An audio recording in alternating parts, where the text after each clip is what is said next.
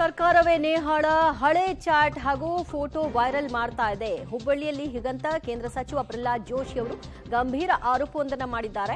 ನೇಹಾ ಪೋಷಕರಿಗೆ ಬೆದರಿಕೆ ಕರೆ ಬರ್ತಾ ಇವೆ ಅಂತ ಕೂಡ ಹೇಳ್ತಾ ಇದ್ದಾರೆ. ಸಿಎಂ ಹೇಳದಂತೆ ಮಾಡಬೇಕು ಅಂತ ತಿಳಿದಂಗೆ ಕಾಣಿಸ್ತಾ ಇದೆ. ಅದರ ಪರಿಣಾಮವಾಗಿ ಹಳೆ ಚಾಟ್ಗಳು, ಫೋಟೋಗಳಿದೆಲ್ಲವೂ ಕೂಡ ಇದೀಗ ವೈರಲ್ ಆಗ್ತಾ ಇದೆ. ಇದರ ಉದ್ದೇಶ ಸರ್ಕಾರವೇ ಇದಕ್ಕೆ ಕುಮ್ಮಕ್ಕನ್ನ ಕೊಡ್ತಾ ಇದೆ ಅನ್ನೋದು ಅವರ ಆರೋಪ. ನೇಹಾ ಹಿರೇಮಠ ಅವರ ಕೊಲೆ ಪ್ರಕರಣದಲ್ಲಿ ನಮಗೆ ಬೆದರಿಕೆ ಕರೆಗಳು ಬರ್ತಾ ಇದ್ದಾವೆ ಅಂತ ಅವರ ತಂದೆ ಹೇಳಿದ್ದಾರೆ ಅನ್ನೋ ಮಾಹಿತಿ ಸಿಕ್ಕಿದೆ ನನಗೆ. ರಾಜ್ಯ ಸರ್ಕಾರ ಇದನ್ನು ಗಂಭೀರವಾಗಿ ತೆಗೆದುಕೊಳ್ಳದೇ ಇರುವುದೇ ಈ ಎಲ್ಲ ಮುಂದುವರಿತಾ ಇರುವಂಥ ಘಟನಾವಳಿಗೆ ಕಾರಣ ಆಗಿದೆ. ರಾಜ್ಯ ಸರ್ಕಾರದ ಅಸಡ್ಡೆ ಮತ್ತು ಅತ್ಯಂತ ಹೀನಾಯವಾಗಿ ಮಾತನಾಡುವಂಥದ್ದು ಮತ್ತು ಸರ್ಕಾರವೇ ಮುಂದಿಂತು ಅವ್ರದ್ದು ಯಾವುದೋ ಹಳೆ ಚಾಟ್ಗಳನ್ನು ತೆಗೆಸುವಂಥದ್ದು. ಆ್ಯಕ್ಚುಲಿ ನನಗೆ ಬಂದಿರೋ ಮಾಹಿತಿ ಪ್ರಕಾರ ಅವ್ರ ತಂದೆ ನನಗೆ ಹೇಳಿದ್ದು, ಪಬ್ಲಿಕ್ಕಾಗೂ ಹೇಳಿದ್ದಾರೆ. ಅದನ್ನು ಅವಳಿಗೆ ಕನ್ವರ್ಟ್ ಮಾಡಿಸ್ಲಿಕ್ಕೆ ಅವನು ಪ್ರಯತ್ನ ಮಾಡಿದ, ಅದಕ್ಕಾಗಿ ಅವಳು ದೂರ ಆದ್ಲು. ಈ ಥರದ ಅನೇಕ ಸಂಗತಿಗಳು ಹೇಳಿದ್ದಾರೆ. ನಾನು ಅವ್ರು ಹೇಳಿದ್ದು ಎಲ್ಲವನ್ನೂ ಹೇಳೋದಿಲ್ಲ ಇಲ್ಲಿ. ಹಾಗಾಗಿ ಇಂಥ ಒಂದು ಘಟನೆಯಲ್ಲಿ ಈ ರೀತಿ ಚಿಲ್ಲರೆ ರಾಜಕಾರಣವನ್ನು ಏನು ರಾಜ್ಯ ಸರ್ಕಾರ ಮಾಡ್ತಾ ಇದೆ ವೋಟ್ ಬ್ಯಾಂಕಿಗಾಗಿ, ಈ ರೀತಿ ಮಾಡೋದು ಸರಿಯಲ್ಲ. ಯಾರ ಮೇಲೂ ಈ ರೀತಿ ಹರಿದು ಬಿಟ್ಟವ್ರ ಮೇಲೆ ಯಾರ ಮೇಲೂ ಕ್ರಮ ತೆಗೆದುಕೊಂಡಿಲ್ಲ. ಹುಡುಗಿಯ ಜೀವ ಹೋಗಿದೆ ಮತ್ತು ಅದಾದ ನಂತರ ಅವ್ರ ಮನೆಯಲ್ಲಿ ಇಷ್ಟು ಇದರಲ್ಲಿದ್ದಾರೆ. ಇಂಥದ್ರಲ್ಲಿ ಅವನ್ನ ಲೀಕ್ ಮಾಡಿಸುವಂಥದ್ದು ಇವೆಲ್ಲ ಮಾಡಿ they want to prove their point. ಅದೊಂದು ವೈಯಕ್ತಿಕ ಕೇಸು ಅಂತೇನು ಮುಖ್ಯಮಂತ್ರಿ ಹೇಳಿದ್ದಾರೆ, ಅದನ್ನು ಪ್ರೂವ್ ಮಾಡಬೇಕನ್ನುವಂಥದ್ದು ಇವರ ಒಂದು ದುರಾಲೋಚನೆ ಇದೆ.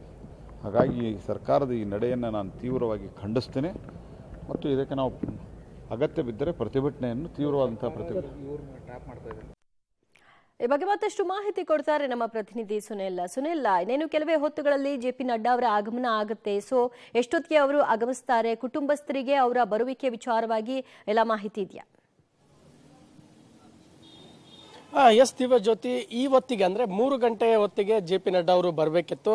ಆದರೆ ಅವರು ಚುನಾವಣೆ ಪ್ರಚಾರದ ಹಿನ್ನೆಲೆಯಲ್ಲಿ ಛತ್ತೀಸ್ಗಢ ಮತ್ತು ಪುಣೆಯಲ್ಲಿ ತಡವಾಗಿ ಇದರ ಹಿನ್ನೆಲೆಯಲ್ಲಿ 1 ಗಂಟೆ ಅಥವಾ 1 ಗಂಟೆ ತಡವಾಗಿ ಬರುವಂತಹ ಸಾಧ್ಯತೆ ಇರುವಂತದ್ದು.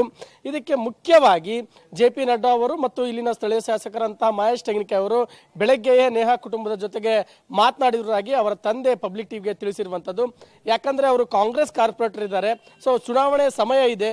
ಈ ಸಮಯದಲ್ಲಿ ಒಬ್ಬ ರಾಷ್ಟ್ರೀಯ ಅಧ್ಯಕ್ಷರು ಕಾಂಗ್ರೆಸ್ ಕಾರ್ಯಕರ್ತರ ಅಥವಾ ಸದಸ್ಯರ ಮನೆಗೆ ಭೇಟಿ ಕೊಡಿರುವಂತದ್ದು ಬಹಳಷ್ಟು ರಾಜಕೀಯವಾಗಿ ಇದಾಗುತ್ತೆ. ಬಟ್ ನಮಗೆ ಈ ರೀತಿಯ ಹೇಳಿಕೆಗಳು ಬೇಕಾಗಿಲ್ಲ. ನಮಗೆ ನೇಹಾಳ ಸಾವಿಗೆ ಸಾಂತ್ವನ ಹೇಳಬೇಕು, ನಿಮ್ಮನ್ನ ಭೇಟಿ ಮಾಡ್ಬೇಕಂತ ಕೇಳ್ಕೊಂಡಿದ್ದಾರೆ ಅಂತ ಹೇಳಿದ್ರು. ಸೊ ಹಾಗಾಗಿ ನಾವು ಬರೋಕೆ ನಾನೇ ಅನುಮತಿ ಕೊಟ್ಟಿದ್ದೀನಿ, ನನ್ನ ಅನುಮತಿ ಪಡೆದೇ ಜೆ.ಪಿ. ನಡ್ಡಾ ಅವರು ಬರ್ತಾ ಇದ್ದಾರೆ ಅಂತ ಈಗಾಗಲೇ ನಿರಂಜನ್ ಅವರು ಸ್ಪಷ್ಟಪಡಿಸಿರುವಂತದ್ದು. ಇದಕ್ಕೆ ಯಾವುದೇ ರಾಜಕೀಯ ಬಣ್ಣ ಬೇಡ, ಒಂದು ಮಾನವೀಯತೆಯ ದೃಷ್ಟಿಯಿಂದ ನನ್ನ ಮಗಳ ಒಂದು ಸಾವಿಗೆ ನಮ್ಮ ಜೊತೆಗೆ ಭಾಗಿಯಾಗಲು ಜೆ.ಪಿ. ನಡ್ಡಾ ಬರ್ತಾ ಇದ್ದಾರೆ ಅಂತ ನಿರಂಜನ್ ಹೇಳಿರುವಂತದ್ದು.